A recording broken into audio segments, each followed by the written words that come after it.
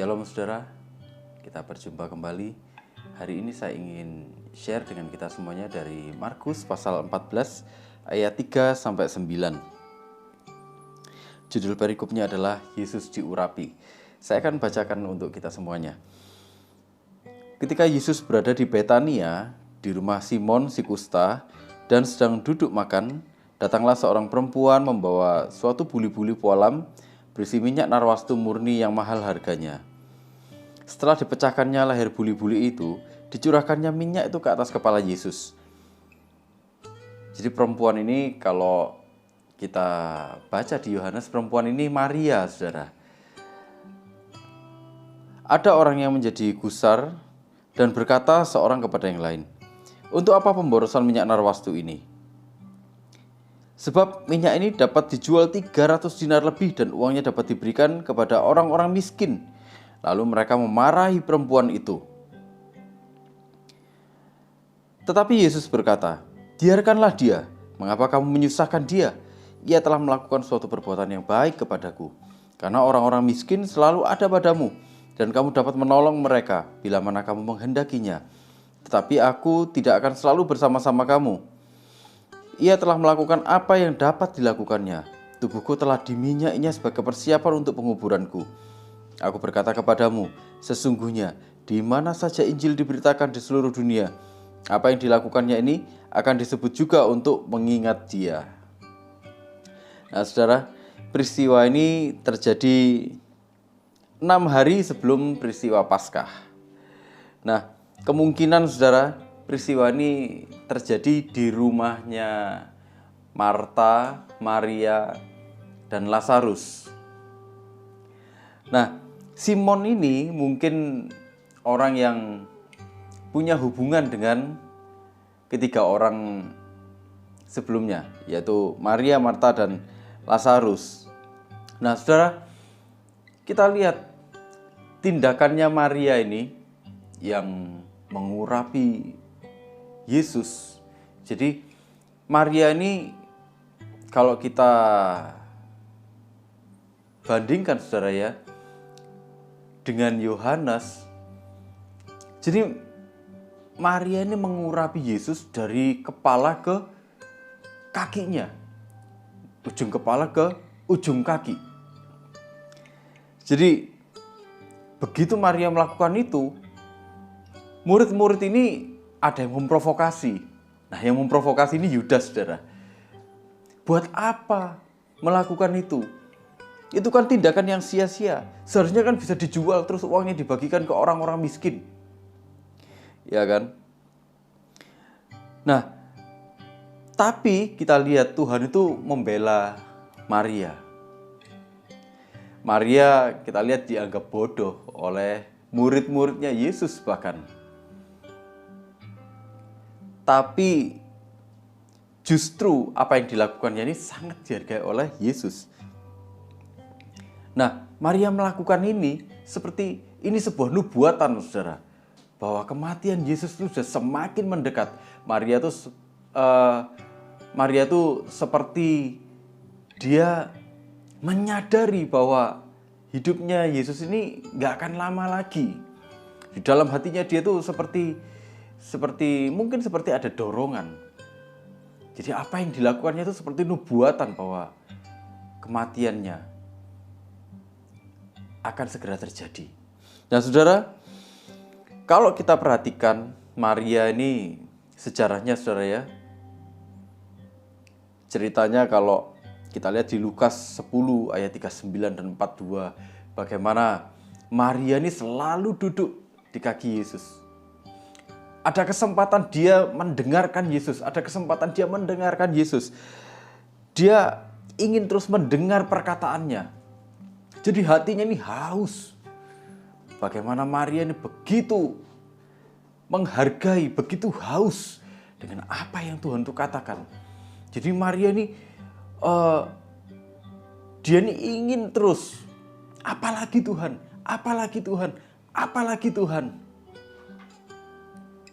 Jadi dia ini lapar, dia ini haus terus. Makanya kalau kita ingat-ingat lagi saudara, Marta bilang gini, Tuhan aku ini loh sudah siap-siap, nyiapkan ini, nyiapkan itu, tapi Maria tuh cuma duduk aja, diem aja, nggak bantu-bantu aku, suruh dia tuh bantu-bantu aku. Tapi Tuhan bilang, justru Maria tuh sudah mendapatkan bagiannya yang terbaik. Dengan duduk di kaki Yesus, dengan mendengarkan perkataan-perkataannya, dengan mendengarkan pengajaran-pengajarannya, Maria punya pemahaman yang bahkan lebih daripada apa yang murid-muridnya ketahui. Maria di sini dia merasakan, sementara murid-muridnya Tuhan sudah ngomong berapa kali saudara, dengan murid-muridnya ini memberi pertanda bahwa kematiannya mendekat. Tapi apa yang dilakukan oleh murid-muridnya ini? Saudara, minyak narwastu yang dibawa oleh Maria itu harganya mahal sekali. Kalau Yudas berkata, kan bisa dijual 300 dinar lebih. Upah buruh atau upah tentara saat itu satu hari itu 1 dinar, saudara. Artinya kalau 300 dinar itu upahnya mereka setahun. Bayangkan betapa mahalnya minyak ini, saudara. Kenapa kok mahal? Karena ini minyak yang spesial, yang dibikin dari akar-akaran di pegunungan Himalaya. Jadi ini mahal sekali.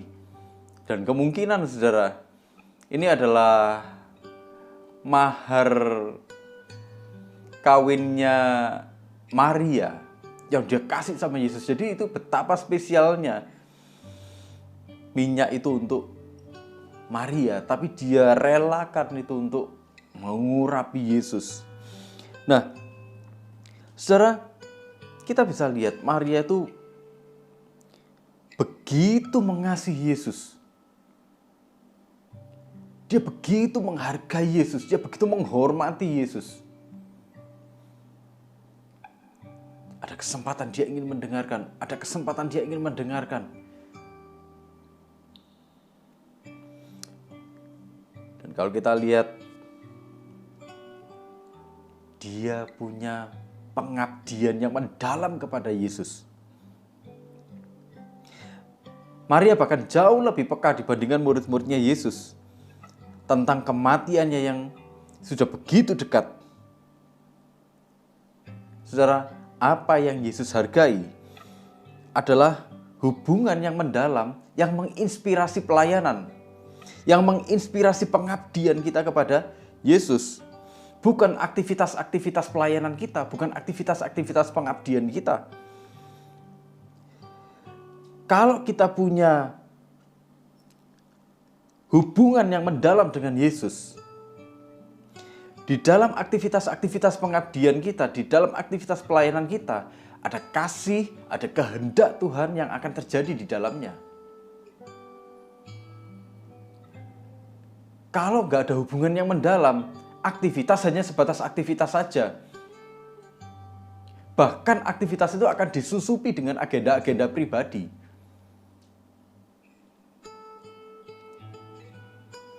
Berapa banyak orang melayani atau orang mengabdi kepada Tuhan, ngakunya mengabdi, saudara. Tapi sebenarnya dia sedang mengharapkan ada sesuatu yang dia dapatkan, sesuatu yang setimpal yang dia bisa dapatkan dari apa yang dia lakukan untuk Tuhan. Dia memanfaatkan pelayanan-pelayanan, dia memanfaatkan pengabdian-pengabdiannya kepada Tuhan untuk mendapatkan apa yang dia inginkan, bukan untuk melakukan apa yang Tuhan inginkan. Jadi nggak ada kasih Tuhan di dalamnya, nggak ada kehendak Tuhan di dalamnya.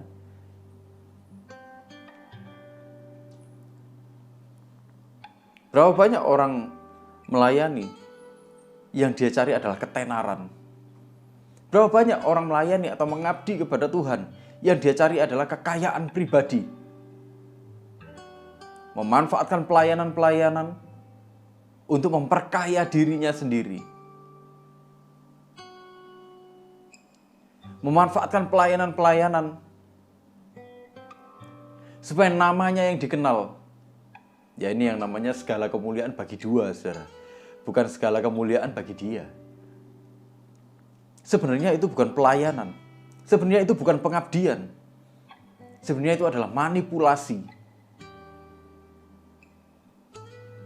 Bagaimana orang berusaha memanfaatkan pelayanan. Bagaimana orang berusaha memanfaatkan yang namanya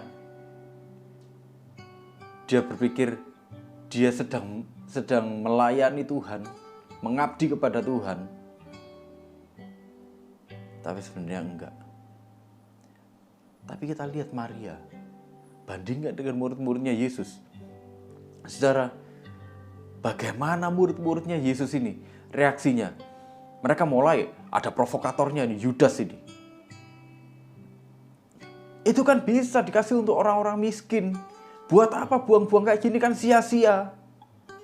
Mulai murid-muridnya yang lain ribut semua. Bahkan kalau kita baca, saudara, sebenarnya Maria ini bukan cuma ditegur, tapi dia dihardik. Ada kata-kata yang kasar yang keluar dari mulut murid-muridnya ini. Bayangkan, saudara, ini terjadi di rumahnya Maria.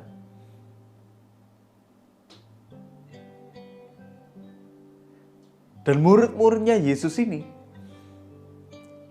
berkata-kata kasar menghardik Maria di rumahnya sendiri. Dia mau melayani Yesus di rumahnya sendiri loh. Dia dihardik seperti, buat apa kamu lakukan seperti ini?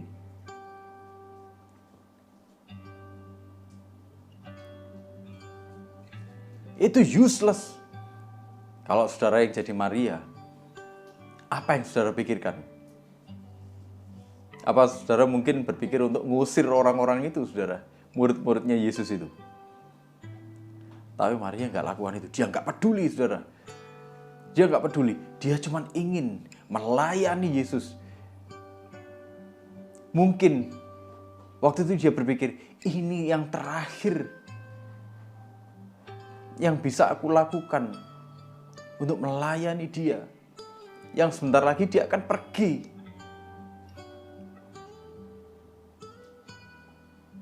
Mungkin dia sudah merasa. Itulah kenapa ini seperti sebuah nubuatan, saudara. Saudara, pengabdian yang sungguh-sungguh kepada Tuhan, pengabdian yang didasari oleh hubungan yang mendalam dengan Tuhan, itu akan dianggap bodoh oleh dunia. Pengabdian yang gak cari untung dari Tuhan itu akan dianggap bodoh oleh dunia. Buat apa kamu mengabdi kepada Tuhan seperti itu? Buat apa kamu menyerahkan hidupmu kepada Tuhan seperti itu? Sementara seharusnya kamu bisa bersenang-senang. Mungkin dalam persepsi banyak orang, Tuhan itu adalah sebuah sarana untuk mencapai tujuan-tujuan tertentu, saudara. Tuhan itu adalah sebuah alat, media yang dipakai untuk mencapai tujuan pribadinya, tidak lebih. Kalau sudah dapat apa yang dia mau, ya sudah selesai. Nanti butuh, ya datang lagi. Tapi tidak dengan Maria. Semangat pengabdiannya, hatinya yang mengabdi kepada Tuhan itu sungguh-sungguh. Itulah yang harus kita lakukan, saudara. Hati yang penuh pengabdian kepada Tuhan. Yang dasarnya apa? Hubungan yang mendalam dengan Tuhan. Di situ loh kita tahu bahwa Tuhan mengasihi kita, dan kita ingin belajar terus mengasihi Tuhan, lebih mengasihi Tuhan lagi. Bukan memanfaatkan Tuhan. Saudara, pengabdian yang seperti itu selalu disalah mengertikan oleh dunia. Dunia menganggap itu sebuah kebodohan. Kebodohan yang luar biasa. Bagaimana murid-murid menghardik Maria? Mereka pikir apa yang mereka sampaikan itu adalah sesuatu yang terbaik. Ini loh yang paling ideal. Padahal kalau kita lihat, saudara, kalau kita bandingkan dengan Yohanes, Yudas yang provokatornya ini, saudara, tujuannya apa? Sepertinya mereka memperhatikan nasib orang-orang miskin. Tapi sebenarnya mereka sedang memperhatikan nasibnya sendiri. Mereka sebenarnya sedang memperhatikan keinginan-keinginannya sendiri. Kalau Yohanes bilang, karena Yudas ini seorang pencuri. Pikirnya, nanti kalau ini dijual 300 dinar, masuk ke kas pelayanan, dia bisa curi uangnya itu. Dia bisa pakai untuk keuntungan-keuntungan pribadinya. Itulah kenapa, saudara, kita harus hati-hati kalau kita mengabdi kepada Tuhan. Jangan-jangan kita ini punya hatinya Yudas. Jangan-jangan kita ini seolah-olah ngomong semuanya untuk kemuliaan Tuhan, semuanya untuk kemuliaan Tuhan. Itu ngomongnya di depan orang. Tapi di belakang, di dalam hati kita yang terdalam, sebenarnya kita sedang ingin menikmati sendiri. Kita sedang ingin mencari keuntungan-keuntungan pribadi. Kita nggak peduli dengan kemuliaan Tuhan. Kemuliaan Tuhan itu cuma lip service.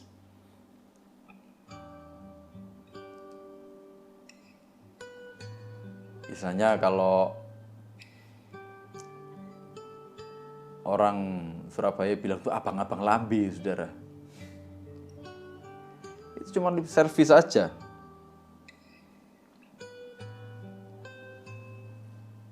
Karena dia ingin mendapatkan keuntungan. Saudara, kalau kita punya hati seperti itu, hari ini kita harus stop. Kalau kita menyerahkan hidup kita kepada Tuhan, kalau kita mengabdi kepada Tuhan, kalau kita ingin melayani Tuhan, lakukan semuanya untuk kemuliaannya. Bukan untuk kemuliaannya kita, bukan untuk keuntungannya kita, bukan untuk kenikmatannya kita. Kita melakukannya karena kita mengasihi Tuhan. Kenapa? Kalau kita mengasihi Tuhan, karena kita tahu Dia mengasihi kita duluan.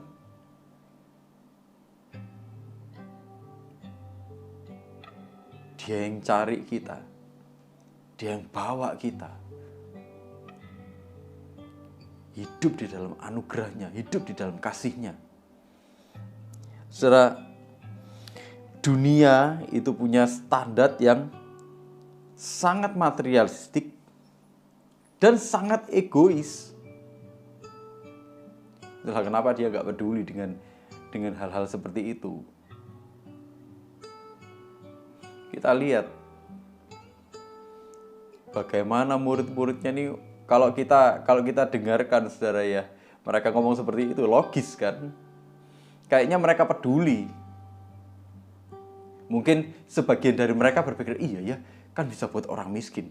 Tapi Yudas nggak seperti itu. Apa yang Yesus bilang? Dia bilang,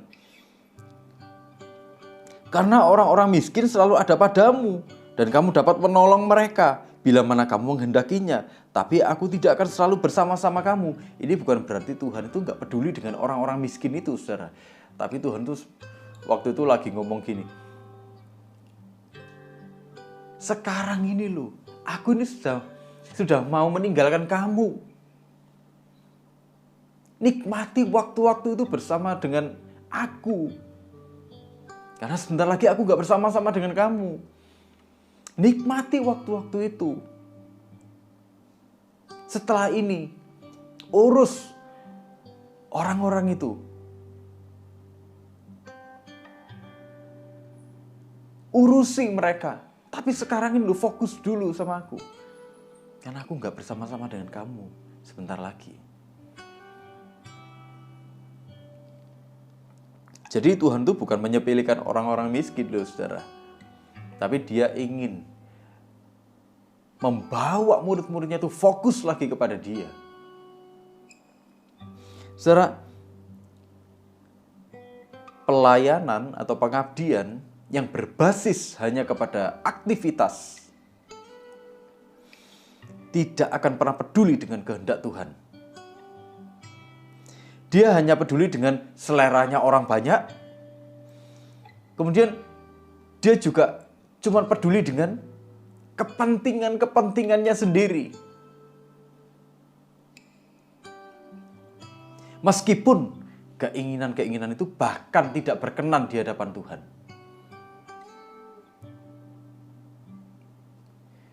Itulah kenapa, saudara, sekalipun kelihatannya logis alasan si Yudas ini, tapi segera dikoreksi oleh Yesus.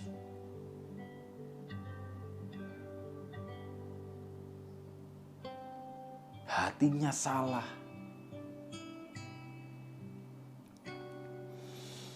Saudara, pengabdian kepada Tuhan itu mengembalikan semuanya itu kepada Tuhan, memprioritaskan semuanya lagi kepada Tuhan, berpusat kepada Tuhan. Dan itu jelas bertentangan dengan dunia.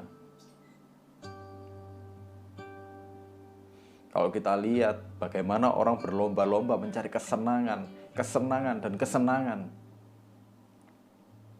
hanya menyenangkan dirinya sendiri.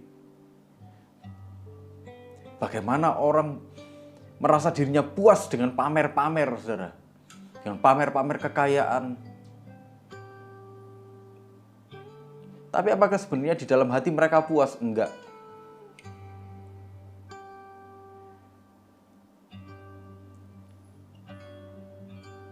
Sebentar lagi mereka akan kebingungan. Aku harus pamer apa lagi?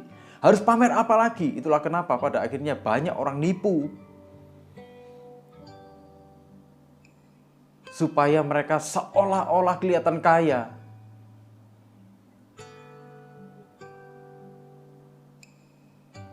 Apakah kehidupan yang berarti itu seperti itu, saudara? Kita waktu hidup dalam kesederhanaan, dibilang bodoh kamu. Kamu hidup sederhana gak akan didengarkan orang kamu.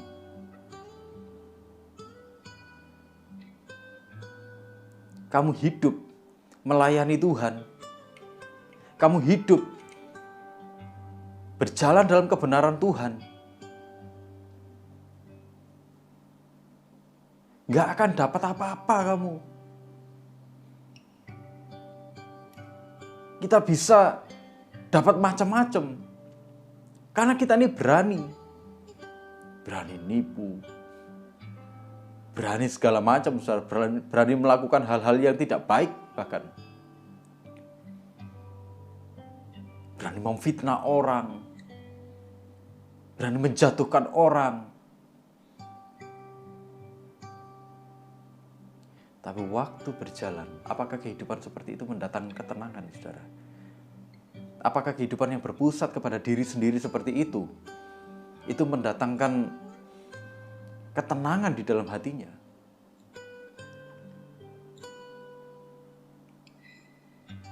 Waktu kita hidup dalam kebenaran, waktu kita hidup pusatnya adalah Tuhan, disitulah kita mendapatkan ketenangan yang sejati. Kita hidup dalam jalannya Tuhan kok. Tuhan akan kasih kita kekuatan. Itulah kenapa kita gak perlu khawatir.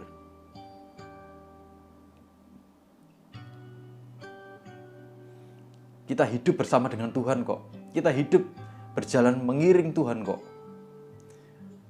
Kita hidup ada dalam penyertaan Tuhan kok. Itulah kenapa kita gak perlu takut. Situasi bisa berubah. Krisis bisa aja datang. Tapi kita gak akan takut. Kenapa? Karena kita tahu Tuhan beserta dengan kita. Tuhan akan kasih kita kekuatan untuk melewati semuanya.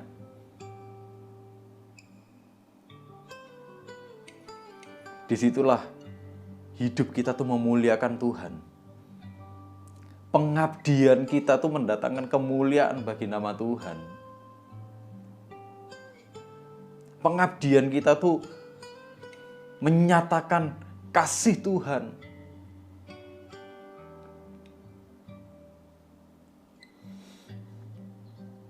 Yesus yang jadi standar hidupnya kita. Kebenaran-kebenarannya itu yang akan jadi standar hidupnya kita.